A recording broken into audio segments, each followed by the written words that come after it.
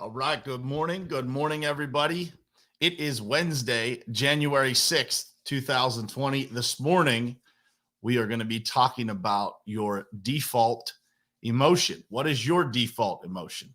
If you don't know what that means, stay tuned. We're about to cover it. Let's get started.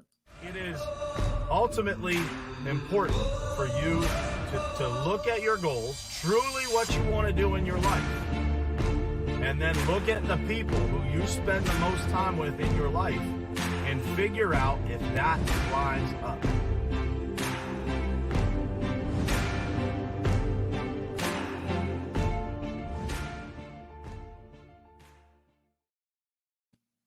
All right. What's happening, guys? Good morning. Good morning to you. It is Wednesday, January 6th, 2020. This morning, we're going to talk about one of my favorite topics, man. Your default emotion. I don't know if you guys have ever heard of those two words together. Hopefully you have. But if you have or you haven't, this is going to be a good conversation, and it will be something that kind of brings some awareness to your life, to how exactly you function every day. And when you find yourself kind of in these odd places where you don't feel right or something's just a little bit off, you're going to start to recognize that you have this kind of drag, this draw to this default emotion.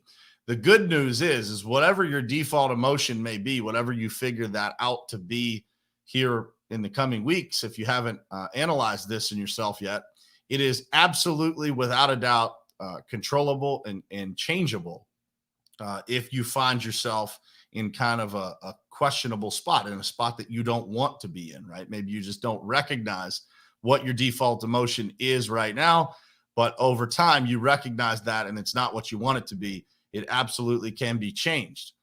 So first I want to start by saying good morning to some folks. What's happening? Larry, good morning. Sharon Falk, thank you for being here. Cindy, good morning to you.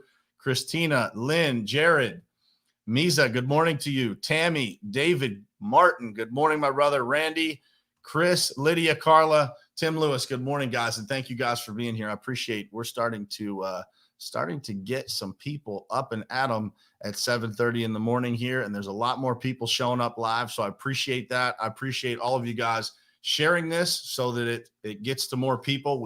If we can help some more people start their day with some perspective, start their day a little bit more positively, I think that we can really make an impact and change a lot of people's lives. So I appreciate you guys sharing this. I appreciate all the comments, the tags of other people in this stream so that people can find the show. I really appreciate it, and I appreciate you guys being here.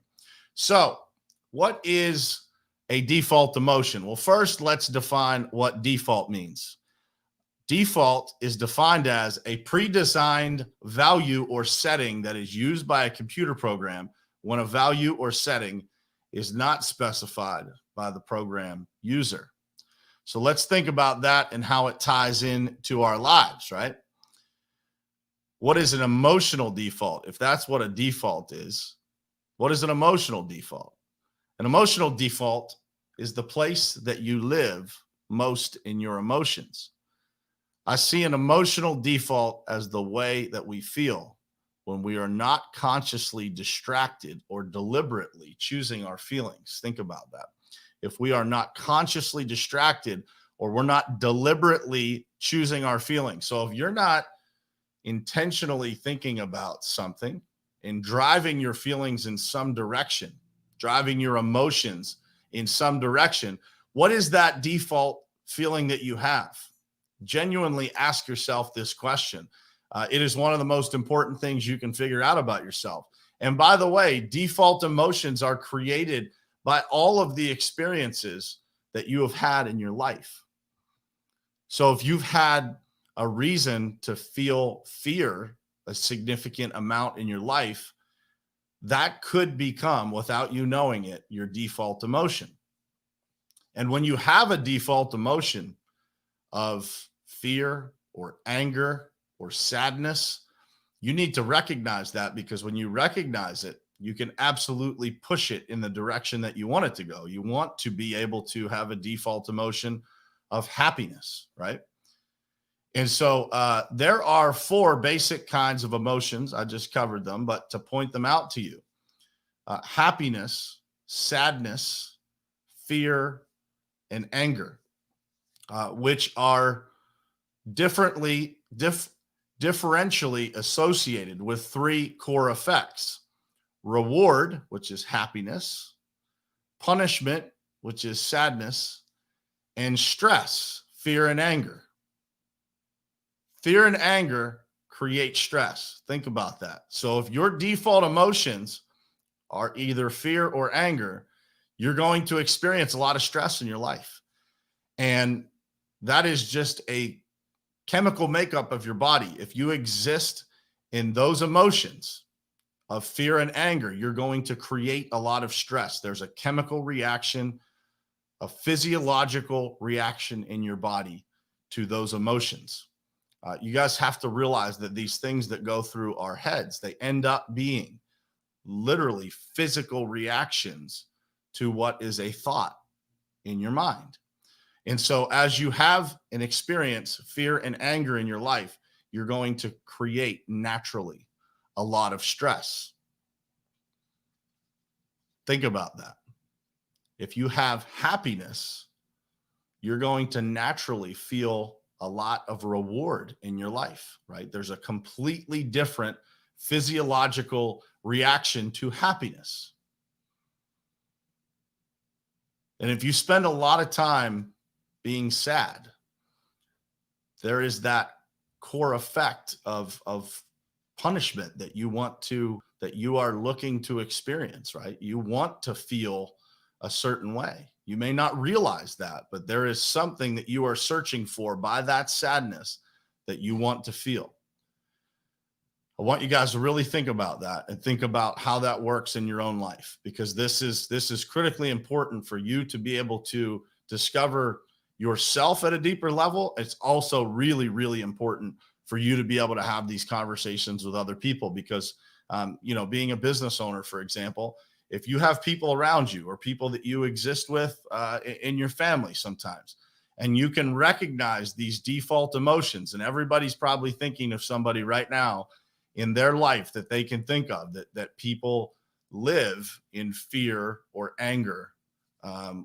Specifically, I know a lot of people that live in a significant amount of fear constantly, right? Have you ever seen those people that have a problem for every solution, right? They are constantly worried. That is a version of fear, right? When people are constantly worried. When people have a default emotion of happiness, it's a completely different person, right? There's a lot of confidence. There's a lot of encouragement. There's a lot of motivation and inspiration. Two completely different people, right? And we can all think of a person probably on both sides of those things. So ask yourself, what is your default emotion? And then the second part of that is, how did you get there? How did you get to that emotion being your default emotion? And it's important to explore these things, right? When we go back through our lives and we figure out exactly how we arrived at the way that we behave, or the way that we think, the way that we naturally function. What is our default, right? How do we naturally function in this world? It happens. Those things occur. Those things are created by all of the experiences that you have in your life. And so if there are experiences in your life that you need to kind of walk back and untangle and work through, do that. Don't ignore those things. Talk to somebody about it. Get with somebody that you trust, that you care about. Go talk to somebody professionally if that's what it takes. But it's important for us to understand how we get to these points. Because as you understand yourself more, it is much easier for you to serve others. So first of all, you're going to be naturally happy yourself. You're going to find yourself in that natural emotion of happiness far more often. And by being happy yourself, by being more motivated, more inspired, more genuinely at peace with yourself, you're going to be able to pass that along to other people. You're going to be able to help other people see that their default emotion might be just a little bit off. And you'll be able to give them the path of how to get back to that emotion that we all seek, which is happiness. We all seek fulfillment and happiness, and we want a full life, and we want people around us to feel the exact same.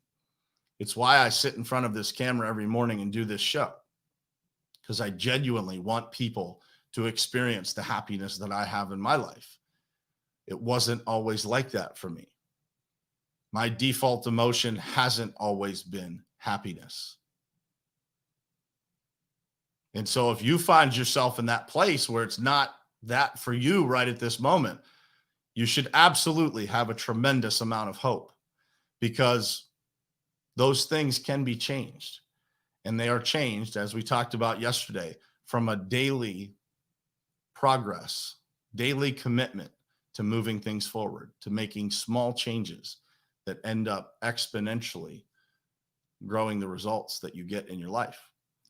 And so if you look at yourself and you find yourself in one of those emotions that don't necessarily fit what you want for your life, how do you change it? Step one is taking the time to recognize it, right?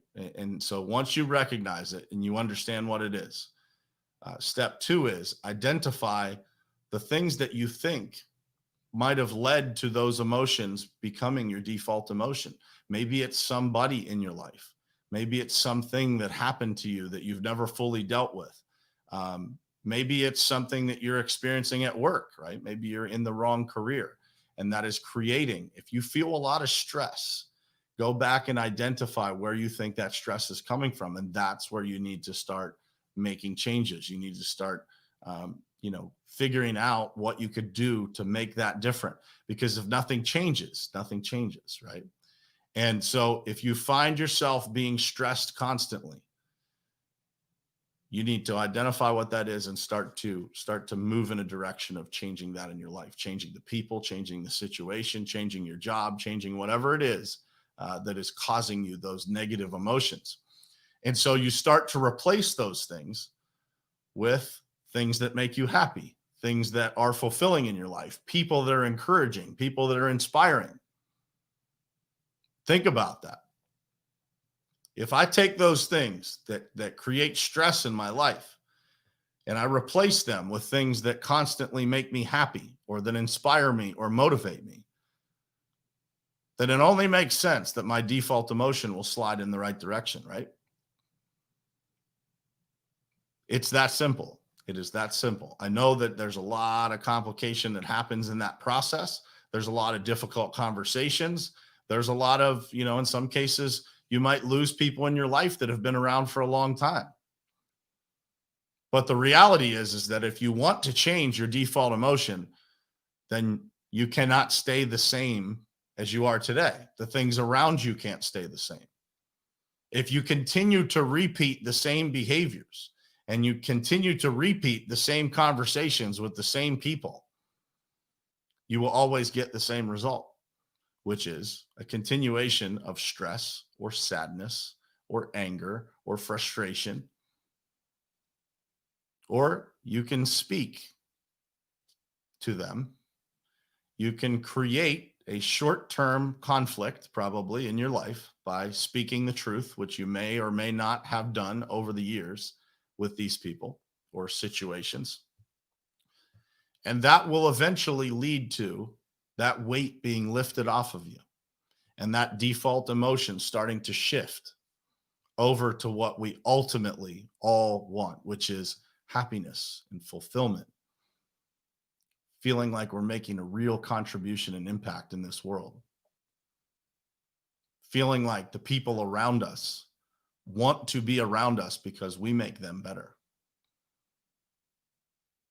There are a million people in my life that do that for me, that if I am having a rough morning, if I'm feeling a little stressed, I can plug right into those people and instantly I feel better. I can call somebody on the phone and I get off the phone and I instantly am significantly more motivated. I want you guys to think about, do you have those people in your life? If you don't have those people in your life, I would like to introduce you to some of my friends that are in the comments of this stream. Happy to be that person for you myself. Everybody deserves to have a default emotion of happiness. How do we get there? I think we've lined it out pretty good this morning. I don't want to repeat myself a million times, but we get there by the small steps, by sometimes doing the difficult things, by sometimes speaking the truth that we have known for a long time, but we haven't necessarily shared with those people around us. And it's not about being mean. It's about being truthful. And if somebody or something in your life is making you feel a way that you don't want to feel, then you need to change that. You need to put distance between you and those situations if you can't solve them, right? The right thing to do is to try and fix it, to try and make an impact, to try and explain things to those people that are causing those negative emotions, because they may not recognize that they're causing those emotions in other people. And if they're doing it to you, if they're making you feel that way, they could be making other people feel that way too, right? And I would like to believe that nobody tries to do that intentionally, or that at least not a lot of people do.